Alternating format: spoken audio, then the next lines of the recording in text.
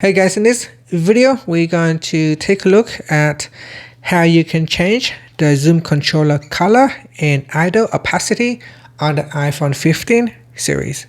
First, let's go back to the home screen by swiping up at the bottom of the screen. Now from the home screen, tap on settings. Then in the settings page, scroll down and tap on accessibility. Next, tap on zoom. Then we go down and tap on zoom controller. Next, go down to the bottom and tap on color. So this will allow you to change the zoom controller color. So we've got white, blue, red, green, yellow, and orange. Now select one of the color that you would like to use and then tap on the back key.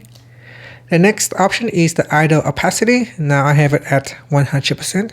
So you can drag it to the left to decrease the opacity. To increase it, you can drag it to the right. And that's it. That is how you can change the color and the opacity of the zoom controller on the iPhone 15 series. Thank you for watching this video. Please like and subscribe to my channel for more videos.